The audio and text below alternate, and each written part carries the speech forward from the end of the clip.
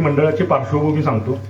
त्या मंडळामध्ये 100च्या वर कार्यकर्ते आहेत आणि आम्ही अभिमानानं सांगतो की या मंडळामधील एकाही कार्यकर्त्याला कोणतंही व्यसन नाही.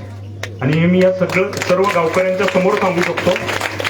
ह्याच्यातच त्याची सत्यताही आहे. फक्त सांगायचं म्हणून सांगण्यासाठी हे नाहीये, तर सर्व गावकऱ्यांच्या साक्षीनं गावकऱ्यांच्या समोर मी हे बोलू शकतो. एवढ्या अभिमानानं आम्ही ही गोष्ट सांगू शकतो. सॉरी पोलीस पाटील मॅडम, तुम्ही आज सॉरी माझं दुर्लक्ष झालं, मला माफ करा.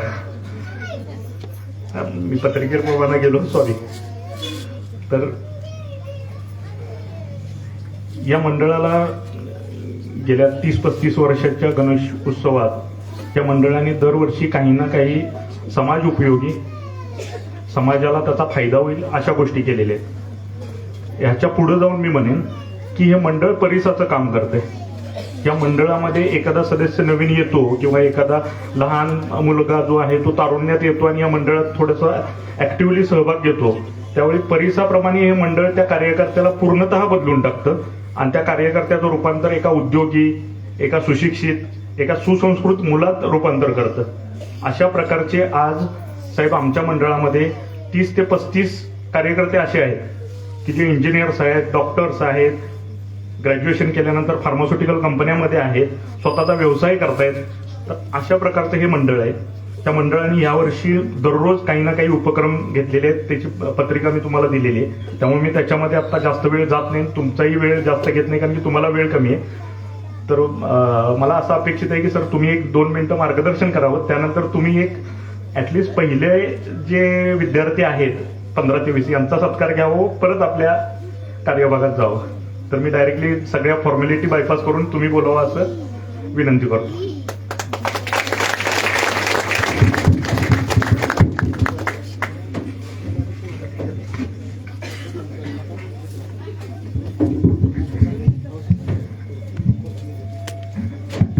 सर्वांना माझा नमस्कार. आदरणीय व्यासपीठावरील सर्व प्रमुख, सर्वांची नावं घेत नाही सर. आज श्री महादेव गणेश तरुण मंडळ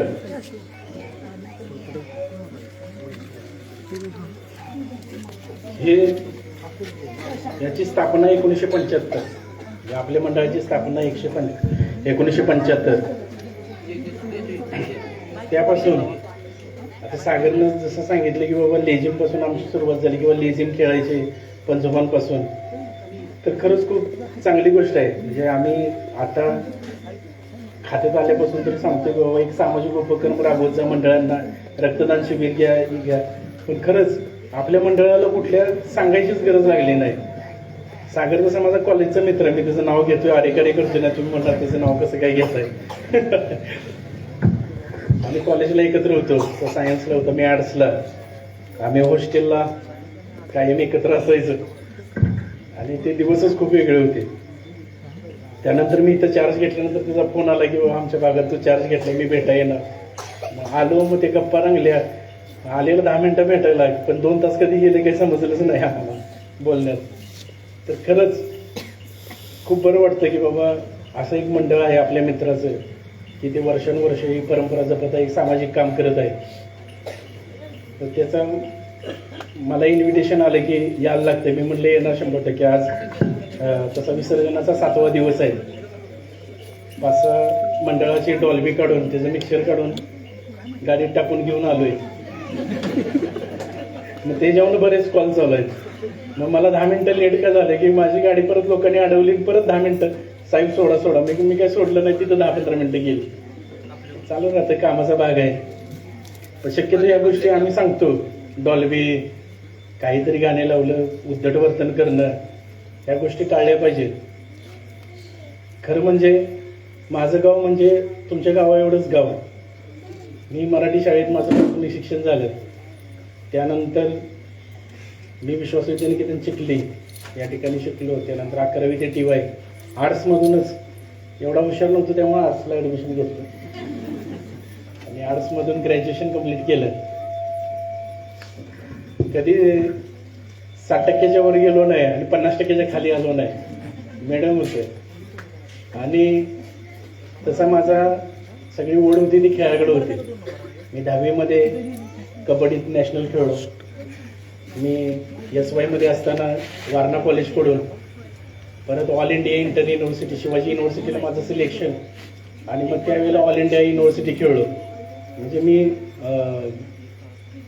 क्लासमध्ये कमी असायचं आणि ग्राउंडवर जास्त असायचं. ज्यावेळेला मी ग्रॅज्युएशन झालं आणि त्यानंतर मी पुण्याला 2 वर्ष स्टडी सर्कलला गेलो.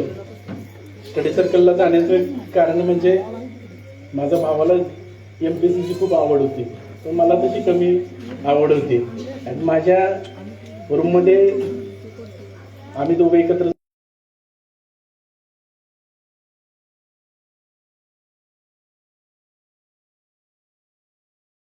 म्हणतात ना की काही गोष्टी आहेत त्याचा आपल्या मित्रांचाही आपल्यावर परिणाम होतो. जसे मित्र तसे आपण राहतो.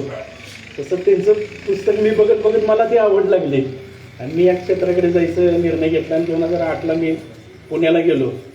पुण्याला गेल्यानंतर कोणतीही पोस्ट घ्यायची, मग तलाठीची एक्झाम दिली आणि मी पहिल्याच प्रयत्नात तलाठी झालो. मग मी पन्हाळ्यामध्ये तलाठी जॉब करत मी कोल्हापूरला राहायचं आणि परत ते जॉब करत मी PSIची पोस्ट काढली. सांगायचं की मी जास्त हुशार होतो किंवा काय असं नाही आहे. तुम्हाला उदाहरण दिलं की मी काही टॉपर नव्हतो की इथपर्यंत पोचायला. मी छोटीशी एक पायरी वर चढलो. मी हे सक्सेस आज आहे, मी एक अधिकारी झालो. तर आपली प्रचंड इच्छाशक्ती लागली. ज्यावेळेला मी ग्रॅज्युएशन झालं त्यावेळेला मी ठरवलं की मी मोबाईल वापरणार नाही. मी मोबाईल वापरायचं त्यावेळेला सोडून दिलं. मग एक छोटा मोबाईल मी घेतलेला की तो बाबा रात्री घरी बोलायला. तो पण मी एक महिना वगैरे असं केलं की कोणाच तरी मित्राचा कॉल यायचा, त्यांना कुठून तरी नंबर भेटायचा. मग मी परत सिम कार्ड चेंज करायचं आणि मग तो अभ्यास करायचा. म्हणजे कारण काय मित्र तोडणे हा भाग नव्हता, पण आयुष्याची ह्या 2-3 वर्षात काहीतरी करायची ही जिद्द, आणि म्हणून ते मी केलं आणि मग त्यातून सक्सेस झालो. तर चांगलं एवढंच आहे की आपलं ध्येय निश्चित झालंय आणि आपण प्रयत्न केले की आपण त्या ध्येयाला गवसणी घालतोच. त्याशिवाय आपण गप असायचं नाही. मग रात्रीचा दिवस असो, कधी मी त्या पुण्यात असताना मला अलार्म लावलाय आणि मी अलार्म वाजलाय आणि मग उठलोय असं नाही झालं. 5 मिनिटं तरी आधी मला जागी यायची. म्हणजे ती इच्छाशक्ती होती बरोबर. आणि त्यावेळेला ॲड पण जास्त सुटायची आणि मग त्यातून अभ्यास. पण मी तुम्हाला सांगतोय मित्रांनो, आयुष्यात काही अवघड नसतं. आपण जर मनात घेतलं तर ते म्हणतात ना की आपण जसा विचार करतो तसं आपल्या ते जवळ गोष्टी येतात. त्यातला तो एक भाग असतो. आज म्हणजे फक्त पुरुषच पुढे आहेत असं नाही आहे. आज महिलाही काही कमी नाही आहेत. आपल्या घरात मुलगी असेल तिला चांगले शिकवा. का मुलगी फक्त घरातनं लग्न करून दुसरीकडे जाणार या विचारात आपण त्यात राहिलं नाही पाहिजे. मुली कितीतरी, आमच्या वेळेला ही मुली अभ्यासाला असायची आणि कितीतरी सक्सेस झाल्यात. मुलींनाही चांगला स्कोप आहे. तर मुलींनी एक ध्येय ठेवलं पाहिजे. फक्त मी म्हणत नाही की बाबा फोर्समध्येच, बाकी काय असं डॉक्टर, इंजिनियर, बाकी भरपूर क्षेत्र आहेत. या क्षेत्रामध्ये आपण गायडन्स घेतला पाहिजे की बाबा ठीक आहे. आता मला सांगितलं सागरनं, आता मी बोलताना ऐकलं की बाबा म्हणजे बरीच मुलं IT क्षेत्रात आहे, इंजिनियर आहेत, फार्मामध्ये आहेत. तुम्हाला जे क्षेत्र निवडायचं ते निवडा आणि तुम्ही त्यांच्याकडून मार्गदर्शन घ्या. आपण गावातले, मला एवढंच कळतं, आपल्या वारणा नदीचं पाणी एवढं हलकं नाहीये, कळाले. वारणा नदी आपल्या फक्त तुम्ही काय इकडे खाली पाणी पिताना आम्ही तिकडे वर पितो. आमचं गाव वर आहे तिकडं शावडी तालुक्यात. काय आपली मातीच वेगळी आहे, लक्षात ठेवा. आपण ध्येय चिकाटी न करायचं कोणतंही सक्सेस आपल्याला सक्सेस मिळण्यापासून राहू शकत नाही. कसं असतंय, आपण ग्रामीण भागात असतोय, ग्रामीण भागात राहतो. मग ते आम्ही पुण्यात गेलो तेव्हा हे असं वाटायचं बघा ही कशी मुलं फॅशनेबल, किती अभ्यास काय. त्यावेळेला ती लॅपटॉप खेळते, अरे आमच्याकडून नुसती पुस्तकं, असं काय नसते. आपण ध्येय आपली चिकाटी हीच आपल्याला पुढे नेते. बाकी काय नाही. भरपूर मोठे व्याख्याते सर आहेत, मी कुठंच काही नाही. सरांनी अशी किती मुलं घडवलेली आहेत. सर तुम्हाला मार्गदर्शन करणार आहेत. जास्त काही सांगत नाहीये. मी ते इन्चार्ज म्हणून अनेक वर्ष आहेत. तुम्ही येऊन भेटत जा. या भेटाच्या आधी आपली ओळख होईल. काही कामं असतील येऊन डायरेक्ट सांगत जा. काय पोलीस स्टेशनला खाली आलो कामच झालं नाही असं नको. बाबा नाही साहेबाला भेटू 100% तुमचं काम होणार. कारण का मीही या मातीतला आहे, मी तुम्हाला आधीच सांगितलेलं आहे. मलाही त्या गोष्टींची सगळ्या जाणीव आहे. तर काय होतं कम्युनिकेशन गॅप.